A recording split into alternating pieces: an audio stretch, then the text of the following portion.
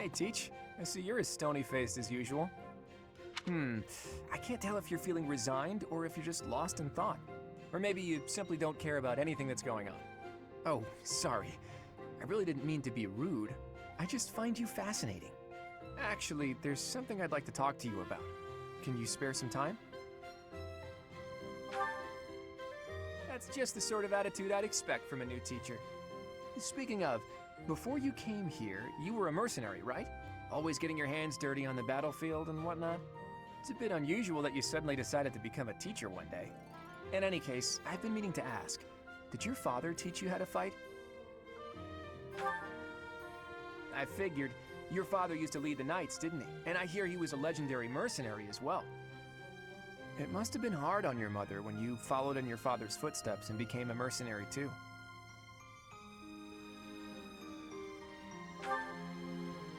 I see. I suppose you grew up moving from battlefield to battlefield with your father then. You know, for someone who's right around the same age as me, you certainly have an unusual amount of composure. I guess it's only natural that you'd be different from young nobles who grew up in the lap of luxury. Well, even so, I am heir to House Regan, the leading family of the Alliance. But I didn't exactly grow up in luxury like most people of noble blood. Hey, maybe that's why you and I get along so well. Folks like us should stick together. As house leader, I'll do all I can to help you out. We can start by making time for more little chats like this.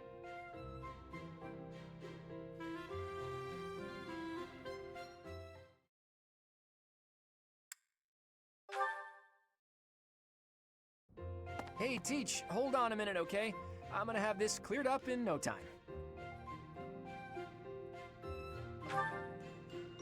I came across a fascinating book about poisons, and so I wanted to try mixing one up myself. And done. What do you think of that, Teach? A colorless, odorless poison. Say, care to test it out for me?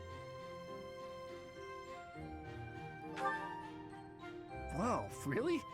Actually, I was just kidding. If you drink this, in 2 days' time you'll have terrible, let's call it stomach trouble.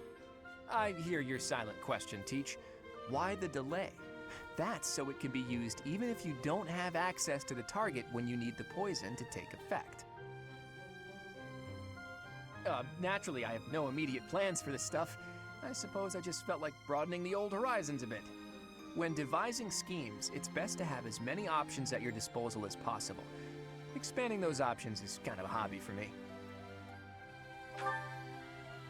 Well, I grew up in an environment where it was necessary to think that way. It's like I told you before, I wasn't born into a life of luxury. Ever since I was a child, I've always been seen as different from those around me. An outsider of sorts. I've been resented and hated. There have even been attempts on my life. I don't believe I've earned such treatment, but that's how it goes for people like me.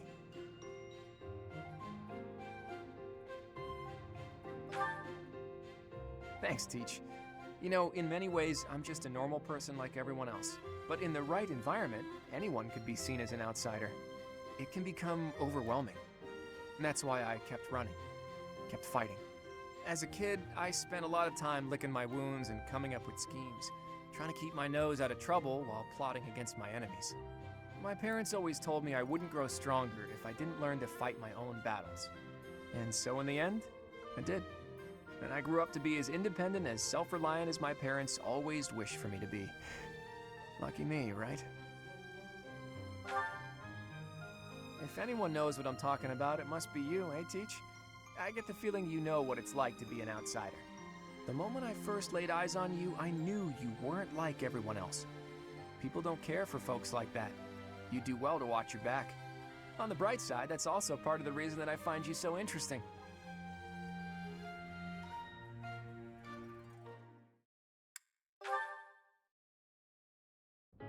Hey, Teach, do you believe in gods? I don't necessarily mean the goddess of the Seros religion, just gods in general. Do you believe that incredible beings who control the fates of all really exist? That's not the answer I was expecting. Though, honestly, I've recently become a bit of a believer myself. I've always hated the idea of praying to a god. After all, you can only really rely on yourself. I still believe that. You can't win a war by leaving your fate in the hands of a god. Only tangible facts can really decide a war. Which side has the most troops, the best tactics, the better organization and planning. Of course, miracles can happen, and by that I mean things that are completely outside of your control. Things that only seem to add up if you believe in the concept of fate. Things like, well, like meeting you, for example. You just seem sort of impossible. I think everyone would agree with that. You can wield the sword of the creator, you're a tactical genius, and you have this strange ability to earn the trust of anyone you cross paths with. Before I met you, I never imagined that it was possible for someone like you to exist. And yet, now that I know you, your presence in my life has quickly become invaluable. In fact, it's hard to imagine making my dreams come true without your help. Because of that, I can't believe for a second that our meeting was just a coincidence. That means it must have been fate. Maybe it was a miracle, or maybe some god empathized with me in my dreams. Again, I don't mean the goddess of Fodlan, though I suppose it may be hard for you to grasp what I'm talking about. People all over the world have different ideas about who or what the gods are, right? Even in distant lands across the ocean or over the mountains. They have gods who see the world as a whole, who don't care about Fodlan's borders, who don't meddle in our affairs, who don't grant life or take it away. And maybe, sometimes, they'll make a miracle happen. A god like that, that's the sort of god I think I could believe in. Well, it doesn't really matter. Maybe gods like that only exist in my own head. I'm just speaking my mind, that's all. I think people should be free to believe in whatever gods they want. If a person believes in a god and that god becomes a support system for them, that's a good thing. That's what a god should be. Anyway, maybe I've overstepped a bit. I knew you'd understand. In any case, let's keep this conversation between the two of us, yeah?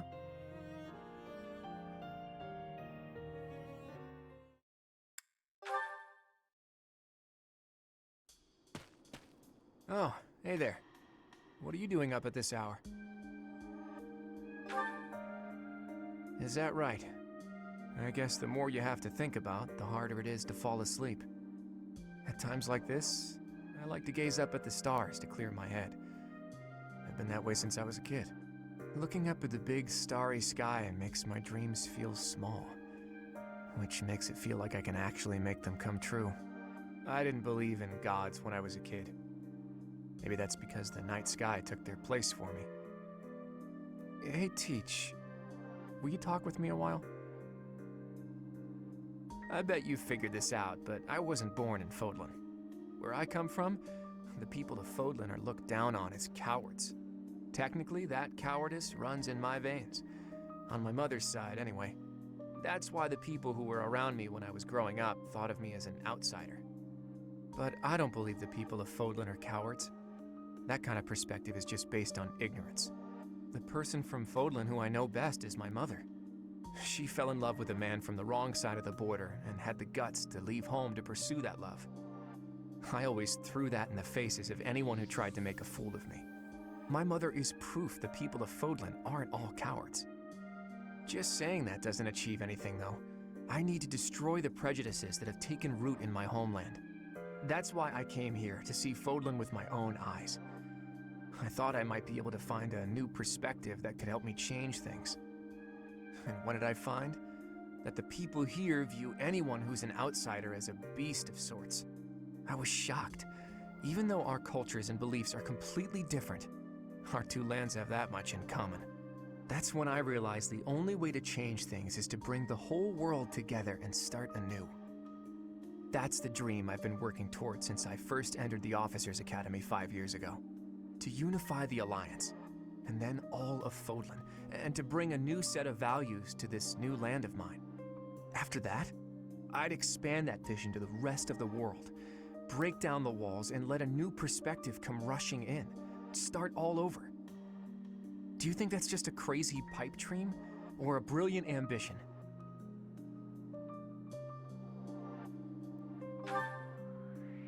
Not too long ago, I would have said it was too much for me to accomplish on my own. But that's not how I feel anymore. And that's because I have you on my side now. Lately, I've spent a lot of time thinking about how I wouldn't have made it this far without you. You and me, Teach. We can go anywhere. Do anything. I hope that you always walk in step with me. At least, until the day comes when we can look out at the peaceful world we've built. Together.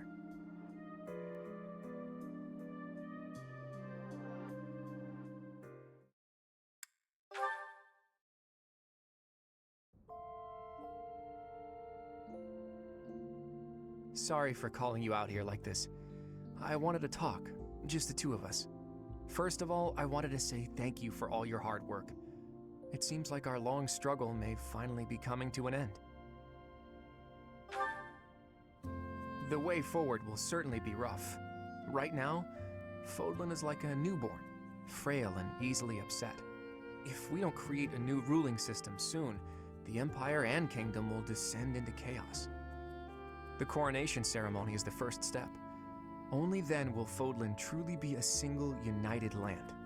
I'm sorry that I won't be by your side at such an important event, but I'm certain you'll do great. I must return to my homeland. As for ruling this new unified land, well, I'll leave that to you. The Fodlan blood that flows in my veins.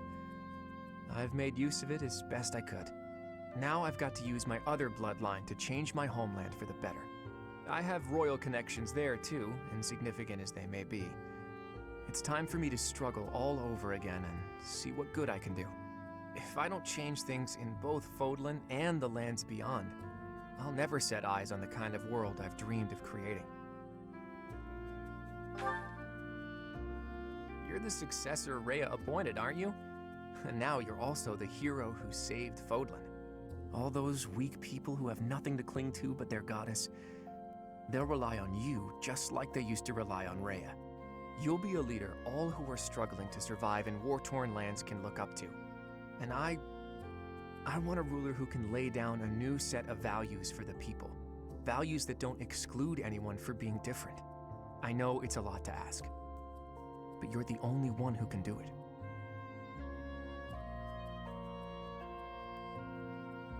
I have something else to ask. Please, I hope you'll accept this. When I first saw you wield the sword of the Creator, I wanted to use your power to my advantage. I wanted to use you to make my dream of a new world come true. But before long, I realized what I really wanted was to see that new world with you by my side. I still feel that way, you know? I always will. That's why I have to leave. But nothing will stop me from coming back. There's no way I'm gonna let you go. You know that, don't you? Thank you for everything. I'll be back before you know it. We'll only be apart for a short while. And now, I'm off to cross Fodlan's throat. I love you. With everything I am. And the next time we see each other, it will be at the dawn of a whole new world. A peaceful, happy world.